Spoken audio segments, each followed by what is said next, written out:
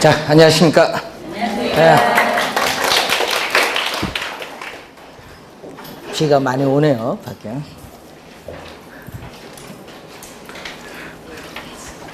오늘 아침부터 상가 쭉 갔다 오고, 힘드네. 세 군데 가야 돼, 세 군데. 자, 여러분 교재의 51페이지 할당적 효율성이 되겠습니다.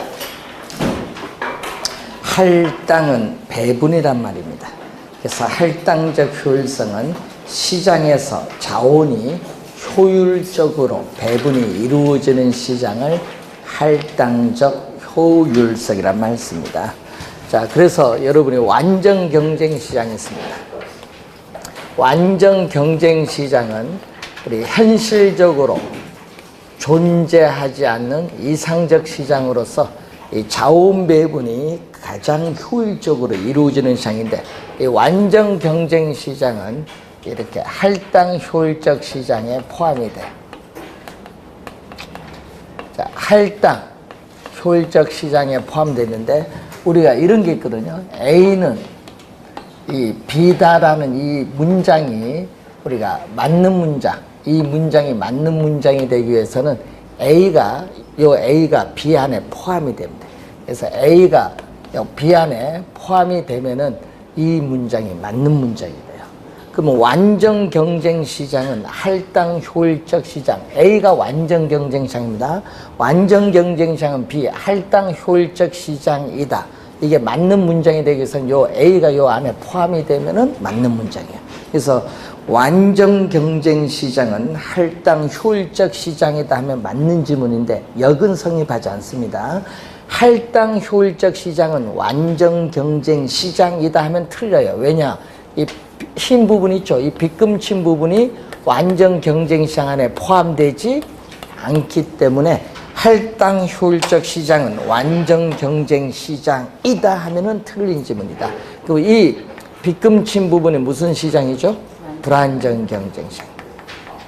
그럼 이 불안정 경쟁 시장인데, 이 불안정 경쟁 시장도 이 정보의 가치, 자, 우수한 정보를 획득을 했어요. 획득했을 때 그 가치가 우수한 정보를 획득하는 데 드는 비용과 서로 일치한다. 자, 정보의 가치와 정보 비용이 서로 같다. 일치를 하게 되면은, 이게 서로 같게 된다면은 초과 이윤이 없어요. 정보 가치와 정보 비용이 일치한다면 초과 이윤이 없다. 자, 초과 이윤이 없을 때 이때의 시장을 할당 효율적 시장입니다. 그래서 이 불안정 경쟁 시장도 정보 가치와 정보 비용이 일치한다면은 할당 효율적 시장이 될 수 있다. 그 맨 뒤에 그 있다의 동그라미 쳐야죠. 시험에는 없다로 많이 냅니다. 자, 그러면 할당 효율적 시장에서는 초과 이윤이 없거든요. 초과 이윤이 없기 때문에 초과 이윤이 없기 때문에 과대 또는 과소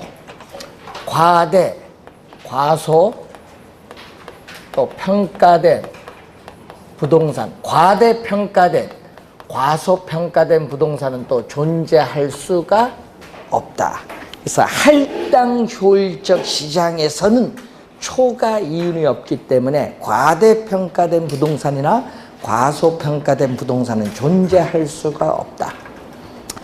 부동산 시장이 할당 효율적 시장이라면, 부동산 시장이 할당 효율적 시장이라면은 우리는 부동산 시장에서 특정의 투자자가 초과 이윤 획득할 수도 없고, 당연히 부동산 투기도 발생하지 않는다는 것을 기억을 좀 해두시면 되겠습니다.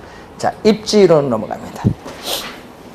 자, 입지이론으로 가면은, 자, 이 공간 균배의 원리가 있어요.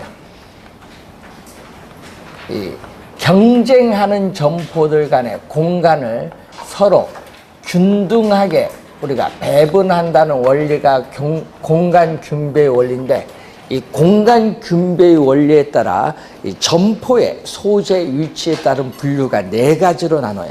집심성 점포, 집재성 점포, 산재성 점포, 국부적 집중성 점포 4가지로 나눠요. 자, 이때 집심성 점포는 고객이 존재하는 지역인 이 배후지의 중심부에 입지를 해야 유리한 유형의 점포로서, 자, 시험 지문에는 백화점, 도매상, 귀금속점이 제일 많이 나오는 지문입니다. 그 외에도 고급 음식점, 영화관, 호텔 등이 여기에 해당하죠. 자, 집재성 점포는 동일한 업종의 점포들이 한 곳에 집재 모여 있어야 유리한 유형의 점포로서 은행, 보험, 관공서 등이 여기에 해당합니다. 자, 산재성 점포는, 자, 소매 점포들이 속해 있는 상권의 크기는 한정되어 있기 때문에 이러한 소매 점포들이 한 곳에 모여 있으면 망해요. 그렇기 때문에 이러한 소매 점포들은 분산 입지를 해야 유리한 유형의 점포입니다. 대표적으로 뭐가 있어요? 우리는 시험에 많이 나오는 건 세탁소와 잡화점을 제일 많이 출제해요. 세탁소, 잡화점, 그리고 뭐 여러분 요즘은 치킨점, 뭐 미용실, 어물점 등이 여기에 해당합니다. 국부적 집중성 점포는 집재성 점포보다는 규모는 작아요.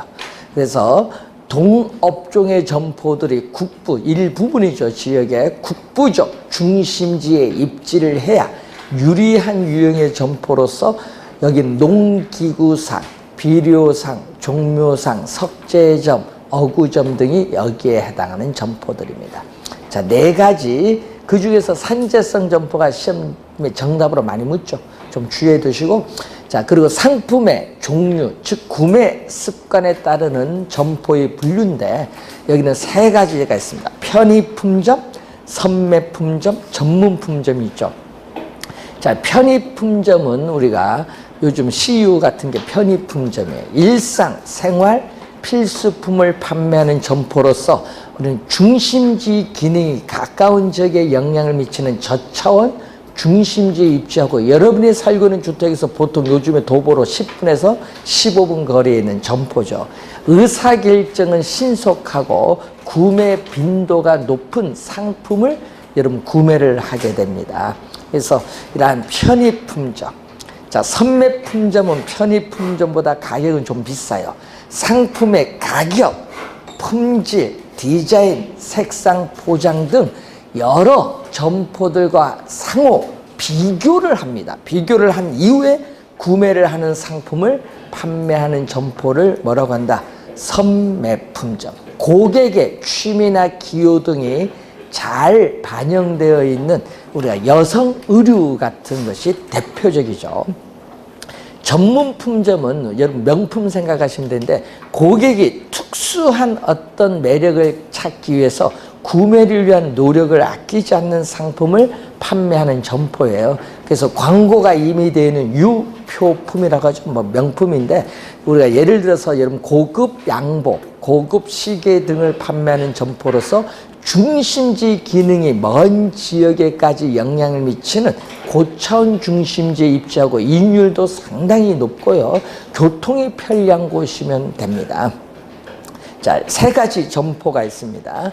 자, 그리고 상권이라는 용어가 이제 여러분이 나올 텐데, 이 상권, 이제 여러분 상권은 배후지라고 우리 얘기하죠. 여러분이 실제 많이 얘기를 죠. 상권, 뭐 유동인구 뭐 많이 들어보는 용어인데, 상권은 고객이 존재하는 지역이에요.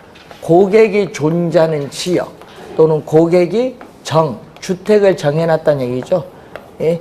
우리 정주라고 해요. 고객이 정주하는 장소 또는 점포의 매출이 발생하는 지역으로 나타나는 공간 개념이 바로 배후지, 상권입니다. 상권의 범위는 지역이 쇠퇴하면은 상권의 범위도 좁아지겠지만은 교통체계가 발달하면 상권의 범위는 또 확대되는 경향도 있어요. 그렇기 때문에 상권의 범위는 고정적인 것이 아니라 변한다. 동적이다. 그렇기 때문에 상권 내에서 수요를 분석할 때는 현재의 배후지만 분석해서는 안 되고 앞으로 미래에 배후지로 발전할 가능성이 높은 뭐도 후보 지역도 분석을 해야 됩니다. 자, 그런 어떤 우리가 의미를 상권을 한번 보는데, 그래서 이 상권을 획정, 정한다는 얘기죠. 구획을 하는 건데, 상권을 획정하는 기법이 세 가지가 있습니다. 공간 독점법, 시장 침투법, 분산시장 접근법인데, 자, 공간 독점법은 여러분이 프랜차이즈한 체인점을 생각하시면 돼요. 자, 일정한 지역의 공간을 독점해. 프랜차이즈 생각하면 거기 두 개 이상 들어오면 안 되죠. 독점하는 확정 상권의 형태다. 확정이 됐다. 확정 상권의 형태인데, 그래서 거리에 제한을 두는 업종, 면허가 필요한 업종이 여기에 해당을 합니다. 그래야지 그 지역 공간을 독점하죠. 자, 두 번째는 상권이 중첩이 됐거든요. 상권이 중첩이 되어 있는 영속적인 상권인데, 여기는 대형 쇼핑센터나 할인점 등이 여기에 해당해요. 그러다 보니까 경쟁이 치열하니까 시장 침투법을 적용합니다.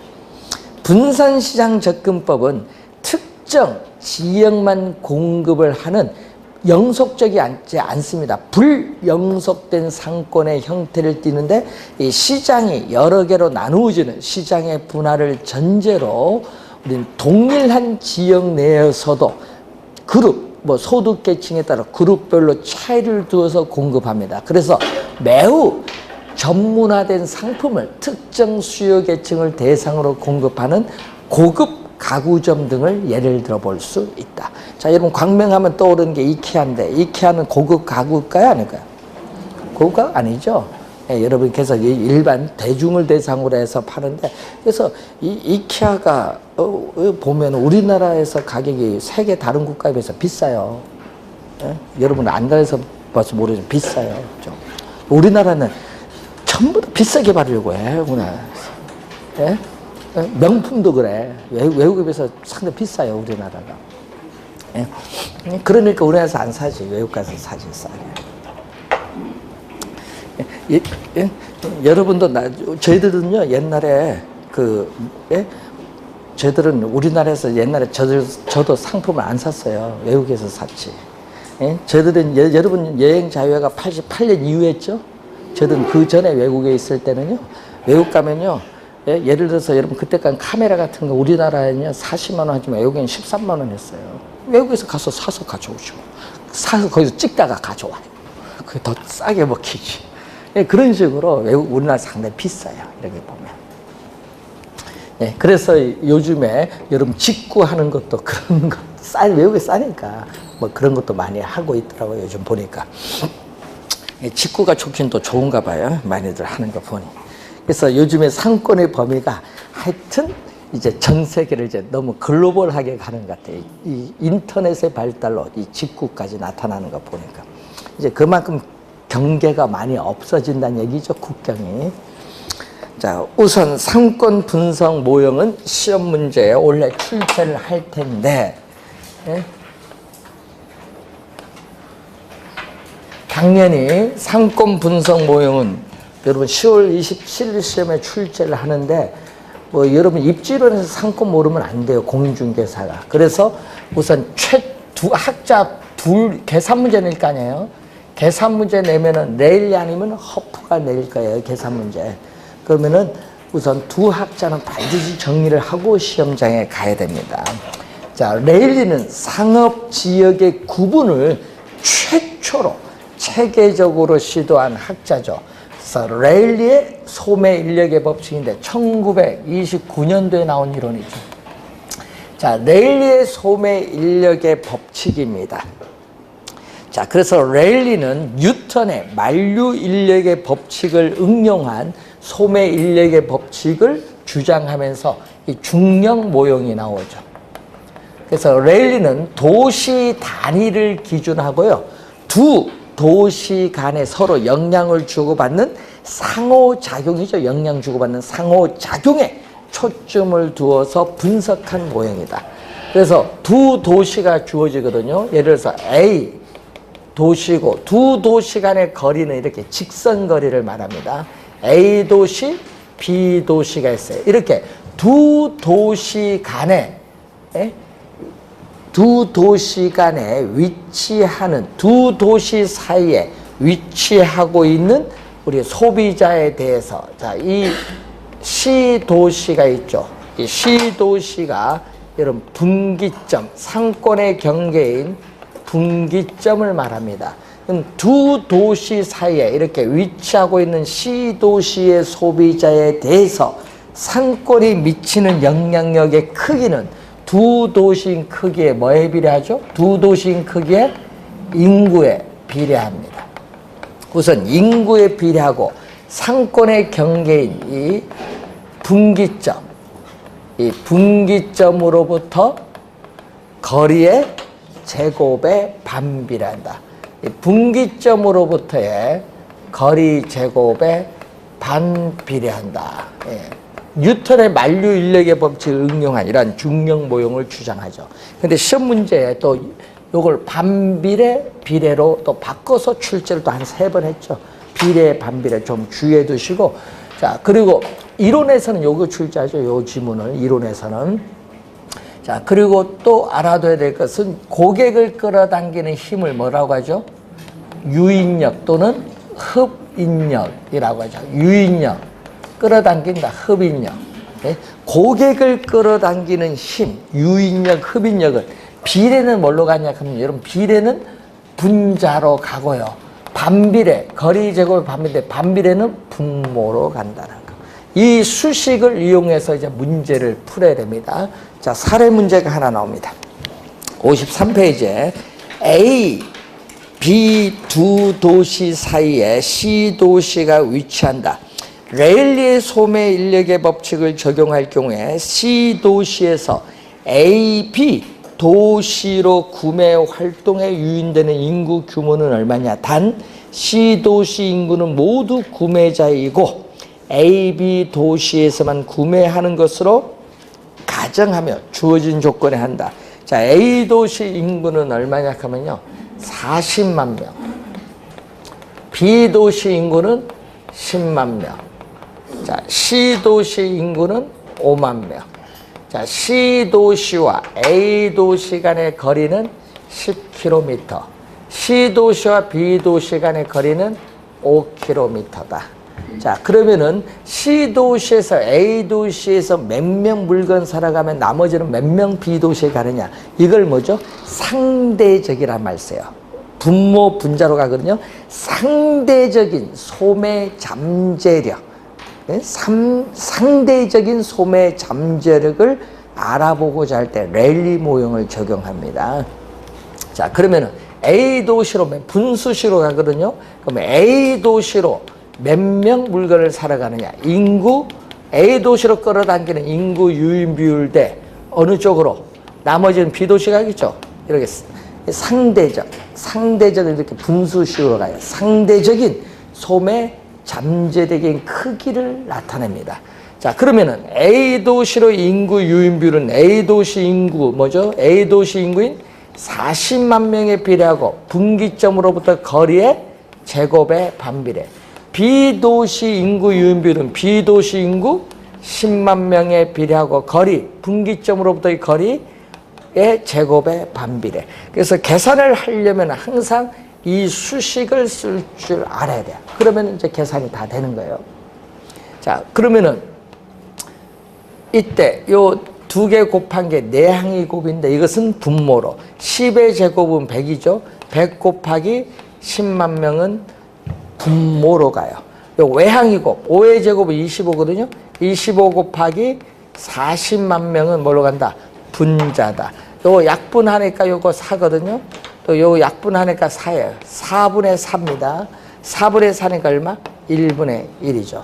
자, 이 분수식을 뭘로 표현한다? 우리 비례식. 분수식을 비례식으로 표현하면은 A 대 B는 1대 1로 표현돼요. 자, 그래서 결론적으로는 A 도시로의 인구 얼마 갈 거냐? 인구 유인 규모. B도시로 인구 유인 규모는 C도시 인구 얼마죠? 5만 명. C도시 인구 5만 명에서 몇 명이 갈 거냐? 몇 명? 얼마죠? 우선 1 더하기 1입니다. 얼마? 1대 1이니까 요거 1 더하기 1, 2죠. 그래서 분모는 2예요.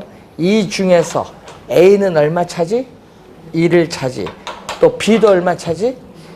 전체 2에서 1이 차지. 그래서 정답은 5만 명의 2분의 1이니까 A 도시로 2만 5천 명이 물건 사러 가고 나머지 2만 5천 명은 어느 쪽으로?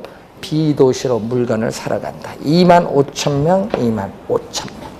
시험 문제 계속 숫자만 바꿔가고 출제를 하고 있죠. 여러분 2년 전, 3년 전에 또 출제 한 4번은 출제했어요. 계산 문제. 2년, 3년 전에 2년 연속 출제를 했습니다. 하여튼 숫자 바꿔서 출제합니다. 자, 레일리의 소매 인력의 법칙이죠. 자, 이 레일리의 소매 인력의 법칙을 또 뭐 했죠? 수정. 레일리의 소매 인력의 법칙을 수정해서 나타난 학자가 누구냐? 컨버스. 그래서 컨버스는 수정된 소매 인력의 법칙이라고 해요. 수정된 소매 인력의 법칙 또는 컨버스의 뭐라고 하죠? 분기점 모형. 이 컨버스는 레일리의 소매 인력의 법칙을 수정된 소매 인력의 법칙이죠. 그러면 수정된 소매 인력의 법칙도 무슨 모형이에요? 중력 모형이지. 중력 모형인데 뭐를 수정했느냐? 인구를 매장 규모, 인구를 매장 규모인 매장 면적으로 수정한 거예요. 그러니까 뭘로 수정했다? 인구를 매장 면적으로 수정을 했다는 거죠. 인구 규모를. 자, 그래서 매장 면적에 비례하고 또 상권의 경계인 분기점으로부터의 거리 제곱에 뭐한다? 반비례한다.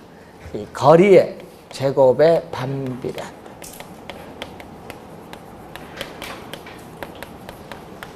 그러니까 매장 면적에 또 비례하고 거리 제곱에 반비례합니다.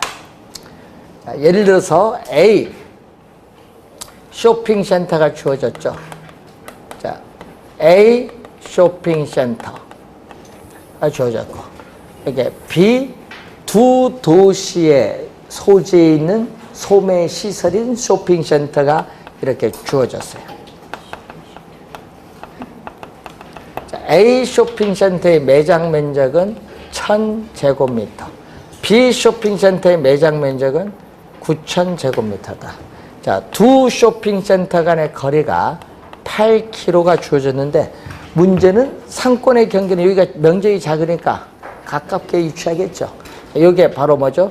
이 점이 상권의 경계인 뭐죠? 분기점이죠. 그럼 분기점으로부터 A 쇼핑센터로부터 분기점까지 거리를 X킬로미터라고 한다면은 요 거리는 8km에서 뭐를 빼면 돼? X킬로미터를 빼면 되겠죠. 자, 그러면은 우리 핵심이 뭐죠? 우리가 컨버스는 두 쇼핑센터가 미치는 구매 영향력이 같은 점이 상권의 경계인 분기점이다. 포인트는 구매 영향력이 같은 점. 밑줄 가겠죠. 여기 중요 포인트죠. 구매 영향력이 같은 점. 그러면은 A 쇼핑센터의 구매 영향력은 뭐? A 쇼핑센터의 구매 영향력은 매장 면적에 비례하고 분기점으로부터의 거리의 제곱에 반비례. 이것은 A 쇼핑센터의 구매 영향력. B 쇼핑센터의 구매 영향력은 매장 면적에 비례하고 분기점으로부터의 거리의 제곱에 반비례. 이거는 B 쇼핑센터의 구매 영향력인데 이 두 개가 서로 뭐 한 점에서 같은 점이 상권의 경계다. 구매 영향력이 같은 점이 상권의 경계다. 곱할 때는 이렇게 곱하죠. 예?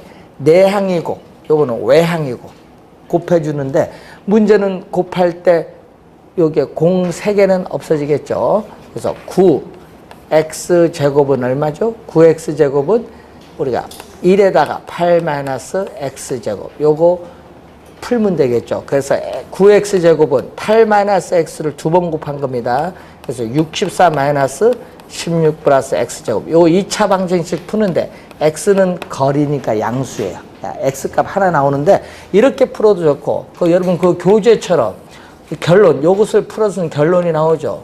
A로부터 물을 때는 A가 분모로 가고 B가 분자로 가는데 매장 면적 1000, 여기에 9000. 여기는 두 도시 간의 분자는 거리인 8km. 자, 여러분 누뚜 9는요. 누뚜 3의 제곱에 대해서 이것은 3이 돼요. 그래서 1 플러스 3의 8km가 돼서 x값은 얼마? 2km다. 2km. 그러니까 결국은 이 중간이 4km니까 4km보단 작아야 돼요. 그래서 여러분이 이것은 컨버스의 모형입니다. 뭐죠? 우리 상권의 경계인 분기점 위치를 알려고 우리가 할 때 컨버스 모형을 이용한다. 자, 그리고 맨 밑에 허프의 모형이죠. 아까 얘기했지만 우리 시험 문제, 계산 문제는 레일리 아니면 누가 나온다? 허프. 시험 문제는 레일리 아니면 허프야. 원래 27일 시험, 10월 27일 시험에 제 느낌은 허프가 낼 것 같아. 제 느낌.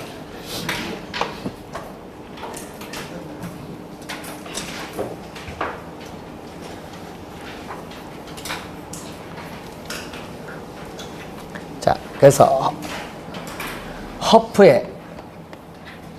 허프는요, 이 얘기거든요. 우리는 소비자 거주지에서 특정 점포를 방문해서 물건을 살 확률이 경험적으로 몇 프로 되느냐. 그래서 여기는 뭐가 의미다? 확률이에요. 대도시 내에서 우리는 점포가 여러 개 있을 때 특정 점포를 방문해서 경험적으로 물건을 살 확률이 몇 프로느냐. 그래서 무슨 거죠? 허프는 확률론적으로 접근하고 있다. 확률론적으로 접근하고 있죠. 그래서 확률적인 상권, 우리 분석 모형이다. 그래서 여기는 뭐죠? 레일리는 도시 단위를 기준하지만 여기는 뭐를 기준하죠? 매장, 점포 단위를 기준. 매장 단위를 우리가 기준을 해요. 자, 허프 이론을 볼 때는 꼭 이 지문이 뜨죠.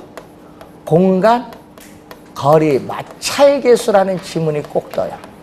자, 공간, 거리, 마찰계수는 점포의 성격, 편의품점이냐, 전문품점이냐, 선매품점이냐, 점포의 성격, 또는 교통의 편리성, 예를 들면 접근성이 좋은가, 교통의 편리성, 또 매장 이미지 여러 가지가 있는데 거기에 따라 요 값은 달라져요. 0일 수도 있고 1일 수도 있고 2일 수도 있고 3일 수도 있고 값은 달라지지만은 우리 뭐라고? 2라고. 시험 문제 우리 허프 지금까지 전부 2로 출제해. 왜냐? 여러분 계산하기 편하라고. 2라고 가정을 하는 이유는 2라고 하면 뭐를 적용한다? 중력 모형을 적용하겠다. 중력 모형 적용하는데 뭐죠? 매장 면적. 예? 우린 점포의 크기, 매장 면적에 또 뭐한다? 비례. 매장 면적에 비례하고 거리에 제곱에 뭐한다? 반 비례한다. 자, 매장 면적에 또 비례, 거리 제곱에 뭐죠? 반비례. 이것도 또 바꿔서 또 출제 잘 하죠. 비례, 반비례. 자, 여러분이 여기는 둘 다 무슨 거리? 둘 다 직선거리죠. 예? 직선거리지만요, 허프는 직선거리가 아니에요. 여러분 54페이지 보니까 직선거리가 아니라 이렇게 꺾일 수 있다는 얘기죠. 직선거리를 나타내는 것이 아니라는 거죠. 자, 문제 한번 봅니다. 자, 문제 보시면은 C 도시 인근에 A, B 두 개의 할인점이 있는데 허프의 상권 분석 모형을 적용할 경우에 B 할인점 이용객 수를 구하는데 단 거리 마찰계 수의 값은 2라고 가정합니다. 이게 주어지면 중력 모형을 적용하고요. 자, 중요한 건 도시 인구의 60%가 뭐를 이용한다? 할인점을 이용한다. 그런 걸 잘 보셔야 돼. 60%니까 30만 명의 60%, 시도시 인구 30만 명의 60%인 18만 명의 할인점을 이용한다는 거예요. 자, 그러면은 비할인점 이용객 수를 구하는 거거든요. 자, 비할인점의 이용객 수를 구할 때는 항상 먼저 뭐부터 구해야 돼? 시장 점유율부터 먼저 구해야 돼. 자, 항상 뭐부터? 시장 이용객 수를 구할 때 먼저 이것부터 구해야 한다. 그러니까 비할인점을 방문해서 물건을 살 확률은 비할인점의 매장 면적, 소비자 거주지에서 비할인점까지 거리, A 할인점 있죠. 경쟁 점포의 수에 영향을 받아요. 영향을 받는데 그에 따라서 계산해 보면은 분모는 시장 점이니까 분모는 전체. 여기는 구하고자 하는 B. 전체가 뭐죠? 지금 할인점 2개밖에 없죠. 그래서 상권 내에 각 할인점의 유인력을 더해주면 돼요. 전체니까. 그럼 A 할인점의 유인력은 얼마죠? 매장 면적 5천의 비례, 거리 10km죠. 거리 제곱의 반비례. B 할인점은 매장 면적 비례, 거리의 제곱의 반비례. 더해주면 여기 전체야. 전체 중에서 B죠? B니까 B 매장 면적의 비례, 거리 제곱의 반비례. 자, 2만을 20의 제곱은 400입니다. 2만을 400으로 나눠주면 50. 5천을 100으로 나눠주면 50이에요. 자, 100분의 50이니까 2분의 1인데, 자, 2분의 1인데 퍼센티지로 가려니까 뭐를 곱해준다? 100을 곱해주죠. 100을 곱해줬더니 우리는 몇 퍼센트? 50%죠. 시장 점유율은 50%지. 자, 그러면 비할인점의 이용객 수를 구하는 거죠. 자, 비할인점의 이용객 수가 얼마냐? 자, 이용객 수는 지금 C 도시의 인구 30만 명의 몇 프로가 60%가 할인점을 이용한다고 가정을 했어요. 그러면 30만 명의 60%가 18만 명의 할인점 이용하는데 그 중에서 50%가 비할인점을 이용한다. 그러니까 얼마죠? 9만 명이 정답. 9만.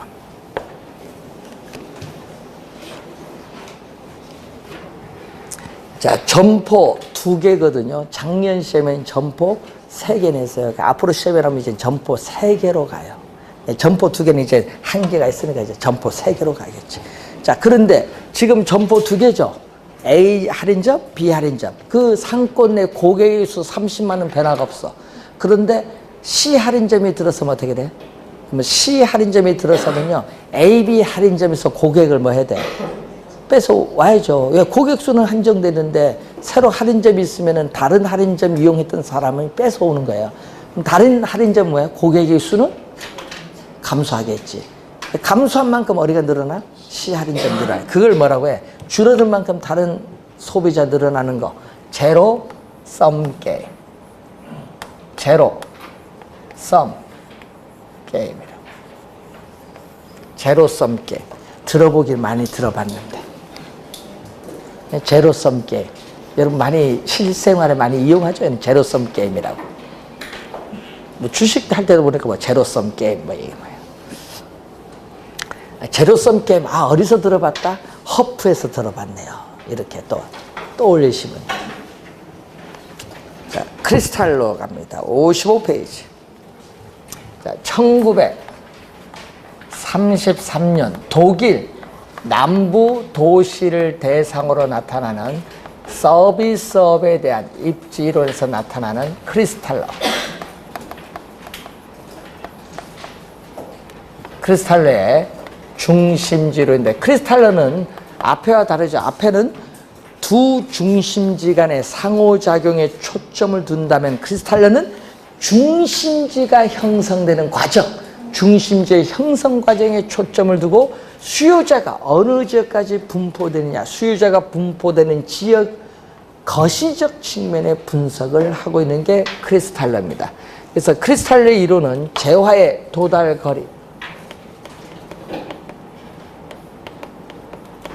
재화의 도달 거리, 재화의 이 도달 거리와 최소 요구치,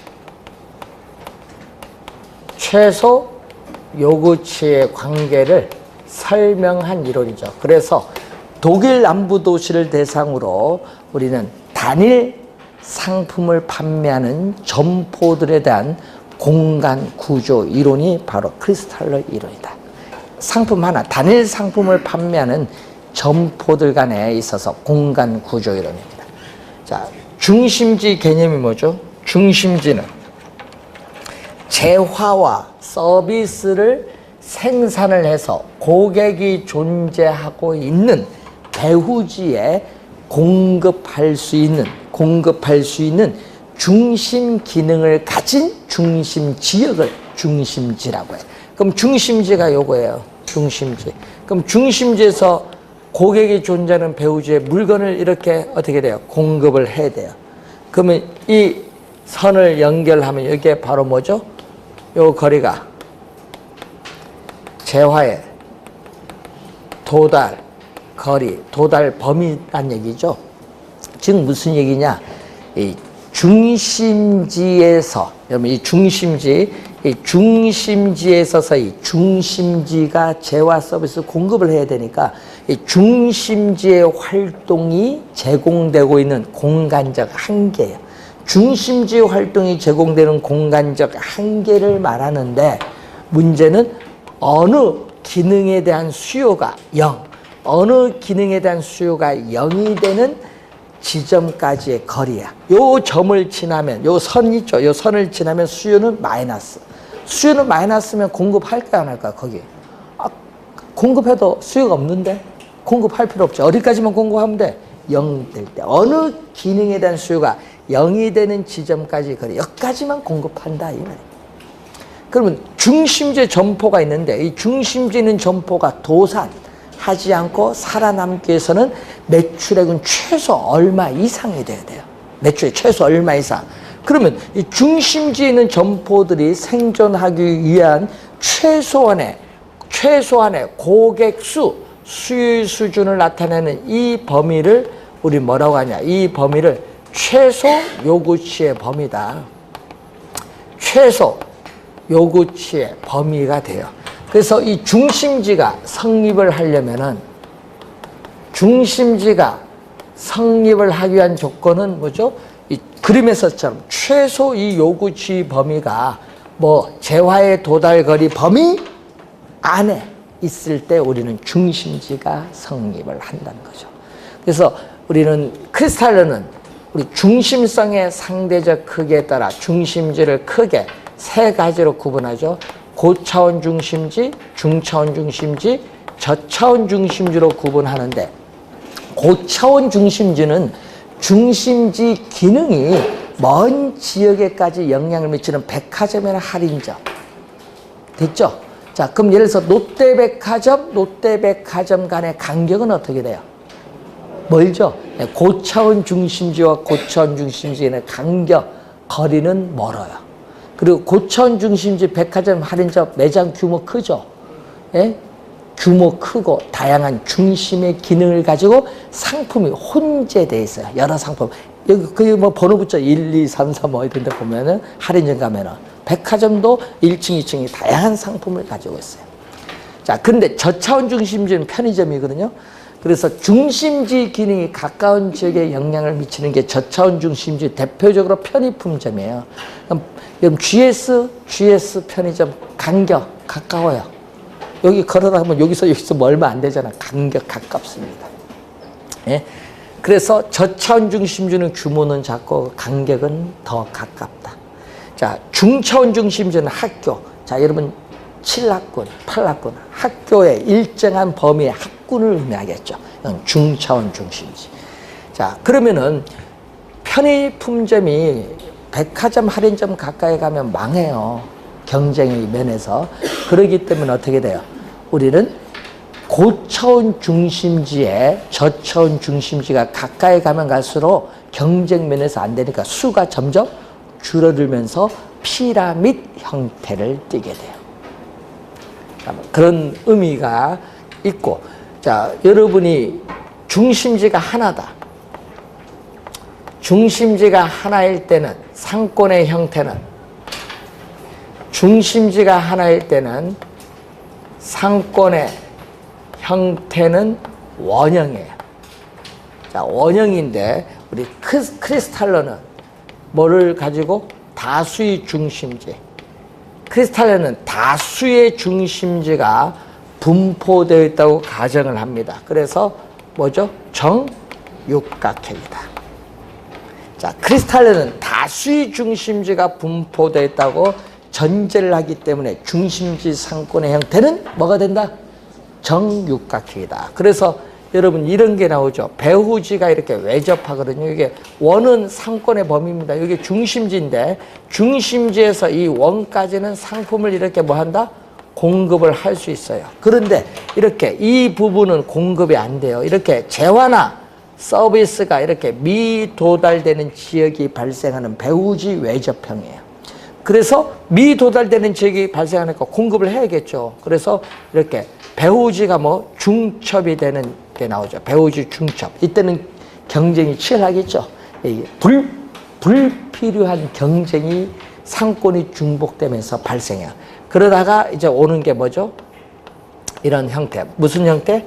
정육각형이 이렇게 나오는 거예요. 중심지에서 공급을 이렇게 상품 공급을 이렇게 하는데 요 빨간 부분이 없어요. 모든 전역에 빠짐없이 공급할 수 있어요. 그래서 이게 바로 우리는 이렇게 중심지 지금 3개만 그렸죠? 이렇게 다수의 중심지가 분포될 때는 뭐죠? 정육각형이 이상적 모형이다. 그래서 요건 배후지 완결형이죠.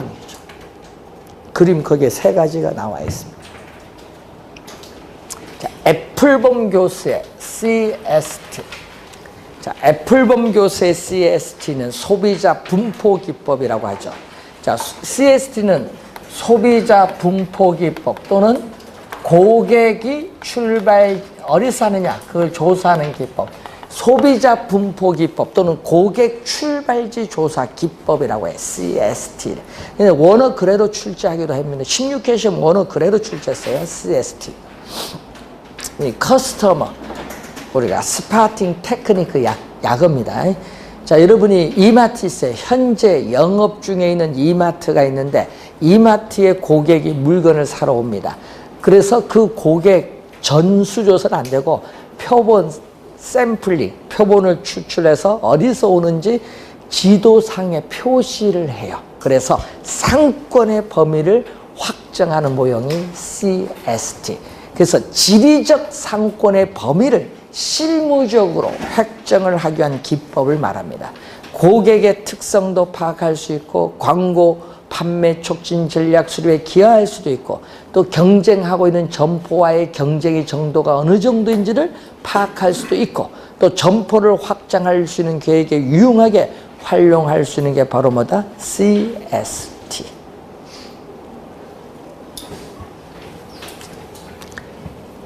자, 1909년 알프레드 베버는 공업 입지에 관하여라는 저서를 통해서 공업 입지 이론을 주장하죠. 그래서 알프레드 베버의 이론을 우리는 최소 비용 이론이라고 해요. 최소 비용 이론. 그래서 비용이 뭐가 되는지죠? 최소. 비용이 최소가 되는 지점에 공업이 입지해야 된다고 주장을 하는데 베버는 우리는 공업 입지에 영향을 미치는 요인 중에서 수송비, 인건비, 노동비는 임금이죠. 노동비는 임금입니다. 여러분 노동비용은 임금이에요. 여러분 임금은 노동비용. 노동비용 임금은 생산비라서 공업입지에 영향 많이 주죠. 그리고 또 집적. 여러분 한 장소에 공업이 모이는 거죠. 집적에 따른 이익인데 이런 3대 요인이 영향을 주는데 문제는 베버는 1909년 당시엔 이 2가지 요인보다 주요 운송수단이 우마차다 보니까 수송비가 가장 중요하다. 그래서 수송비는 이 3가지 요인 중에서 뭐가 우리는 어떻게 여기 가장 중시된다. 수송비를 가장 중시하는 요소라고 하고 그래서 수송비는 원료와 제품의 무게, 원료와 제품이 수송되는 거리에서 결정된다고 주장한 학자가 바로 베버입니다. 베버는 수송비를 늘 염두에 두시고 이때 인건비나 직접 이익과 같은 이 다른 생산 조건들은 아무런 변화가 없다. 자, 인건비나 우리는 직접 이익과 같은 다른 생산 조건들은 아무런 변화가 없다고 가정하면 뭐에 영향받아요? 수송비죠. 그래서 최소의 수송비가 드는 지점, 최소의 수송비가 드는 지점에 공업이 입지를 해야 된다고 주장한 학자가 누구냐면은 베버. 그래서 최소의 수송비가 드는 지점에 공업이 입지된다. 그래서 베버는 여러분 거기 그림이 나오죠. 베버의 그 유명한 입지 삼각형 그림이 나와요. 자, 삼각형이 이렇게 나오거든요. 자, 원료 M1 원재료가 있는 장소, M2 원재료가 있는 장소, 원료 산지는 두 군데 있다고 하고 시장은 하나만 존재한다. 그리고 공장은 삼각형 내부에 입지한다고 가정해요. 공장은 이렇게 삼각형 내부에 입지한다고 가정을 해요. 베버는 가정한 겁니다. 그러면 이때 M1 원재료의 무게를 또 X, M2 원재료의 무게를 Y, 또 시장에서 판매되는 제품의 무게를 Z, 이렇게 또 원재료의 무게, 제품의 무게가 주어졌어요. 또 M1 원재료가 공장까지 운송되는 거리를 A km, 또 M2 원재료가 공장까지 운송되는 거리는 B km, 또 공장에서 생산된 제품이 시장까지 운송되는 거리를 C km. 요거는 X는 톤이죠. 그래서 단위는 다 생략했어요. 자, 그러면 M1 원재료가 공장까지 운송되는 비용은 거리, 아까 제품, 원료와 제품 무게, 원료 제품 수송되는 거리에서 수송비가 결정되니까 M1 원재료가 공장까지 운송하는 데 드는 비용은 거리에다가 뭐를 곱해주면 돼? M1 원재료 무게를 곱해주면 이게 M1 원재료가 공장까지 운송하는 데 드는 비용이야. 그럼 M2 원재료가 공장까지 운송될 때는 또 거리에다가 뭐 M2 원재료 무게를 곱해주면 되죠. 요 두 가지가 M1, M2 두 원재료가 공장까지 운송하는 데 드는 비용이 돼요. 그럼 공장에서 생산된 제품이 시장까지 또 운송되면 제품의 또 거리에다가 제품 무게를 곱해주면 되는데 이것은 제품 수송비가 돼요. 요건 공장까지 운송하는 비용이에요. 요건 공장에서 생산된 제품이 시장까지 운송되는 비용인데 요걸 다 더해준 총 수송비, 이걸 다 더해준 총 수송비가 뭐가 되는 지점? 최소가 되는 지점에 공업이 입지해야 된다고 주장한 학자가 누구다? 베버다. 그래서 베버는 원료를 크게 둘로 봐요. 보편 원료. 보편 원료라는 것은 어느 지역에서든지 누구든지 쉽게 구할 수 있는 원료. 예를 들면 물과 같은 건데 이런 것은 쉽게 누구든지 구할 수 있으니까 수송비의 영향을 받지 않아요. 그리고 편제, 국지 원료죠. 특정 지역에서만 구할 수 있는 원료를 우리는 편제한다 이런 얘기죠. 편제 원료, 국지 원료는 특정 지역에서만 구할 수 있기 때문에 수송비의 영향을 받아요. 자, 베버는 원료를 크게 보편 원료와 편제 또는 국지 원료로 나누고 무슨 개념을 도입을 해요? 베버는 원료 지수의 개념을 도입해요. 원료 지수의 개념을 도입을 하는데 원료 지수는 이 편제 원료, 국지 원료거든요. 이 편제 원료, 국지 원료의 중량을 제품의 중량으로 나누면은 우리가 원료 지수가 되거든요. 그럼 원료 지수가 1보다 크면 어떻게 되죠? 편제 원료의 중량이 제품의 중량보다 크니까 시장에 입지하면 원재료 운송비가 많이 들어서 안 돼요. 이때는 편제 원료가 있는 원료 산지에 공업이 입지를 해야 되는데 이것을 우린 전문용어로 원료 지향형 입지 산업이라고 해요. 원료 지향형 입지 산업은 가공하는 과정에서 제품의 중량이 뭔가 감소하는 산업. 대표적으로 뭐죠? 시멘트 산업 또는 제련 산업. 이런 게 대표적이죠. 또 원재료의 부패가 심한 산업인 통조림공업, 또 원재료 운송비가 제품 수송비보다 훨씬 큰 산업, 또 편제 원료를 많이 사용하는 산업들은 다 원료가 있는 산지에 입지하는 것이 유리하다. 자, M이 1보다 작으면 어떻게 돼요? 현재 원료의 중량보다 제품의 중량이 커요. 이때는 원료 산지에서 생산하면요, 시장까지 운송하는 제품 운송비가 너무 많이 더 싼데요. 이때는 어디에? 소비진 시장에 입지해야 유리한데, 이때는 가공하는 과정에서 제품의 중량이 뭐하는 산업? 증가하는 산업이 맥주, 청량 음료와 같은 이런 산업이 여기에 해당이 돼요. 중량 증가 산업. 또 보편 원료를 많이 사용하는 산업, 또 원재료 수송비보다 제품 수송비가 훨씬 큰 산업, 완제품의 부패가 심한 산업인 제빵 산업, 이런 것들은 시장에 입지하는 것이 유리하고, M이 1일 때는 분모 분자가 같기 때문에 수송비의 영향을 받지 않아요. 수송비의 영향을 받지 않는 자유입지형 산업이에요. 자유입지형 산업의 대표적인 산업이 바로 항공기 산업이 대표적이죠. 자, 이런 산업이 되겠고, 또 집적이라는 용어가 있죠. 집적. 여러분, 집적은 뭐예요? 한 장소에 공업이 모이는 거예요. 그래서 모이는 것은, 자, 수송비의 비중은 거의 없어요. 적게 들고 기술의 연관성이 높은 산업인 경우에는 집적해야 돼요. 모이는 거예요. 그래서 원재료를 집적함으로써 공동구매, 정보를 공동이용, 완성된 제품을 공동 수송, 배송을 함으로써 생산비를 대폭 절감시킬 수 있기 때문에 집적을 해요. 대표적으로 우리 자동차 산업, 뭐 여러분 보면 그렇죠. 인천에 뭐 하나 모 기업 뭐 하니까 주변에 집적돼 있던 산업이 다 무너지는 겁니다. 정후방 연관 효과가 크기 때문에 집적하는 거예요.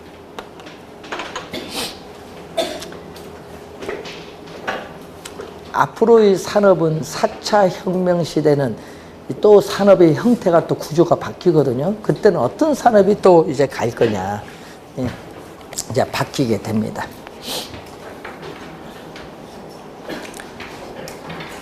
자, 우선은 요 용어 중에 가끔 질문하신 분이, 요거 질문하신 분이 있대.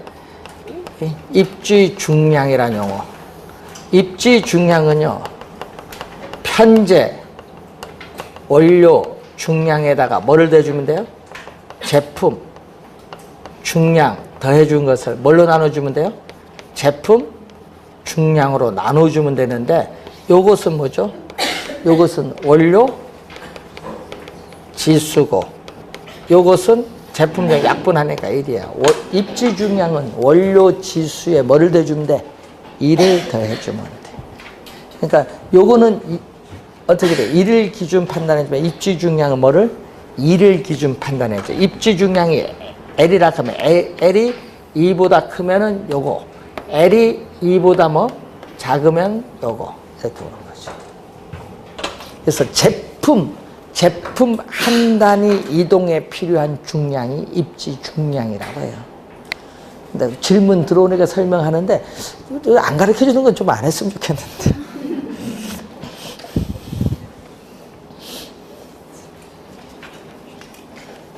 어제는 또 벌집 모형, 또 벌집, 거미집으로 해. 또 그런 건 좀 안 가르쳐 주는 건, 그런 거 시험에 안 나오는 거 좀 안 했습니다. 자, 우선 여러분 교재 56쪽까지 했습니다. 잠시 쉬고 지역 경제 기반이도록 하겠습니다.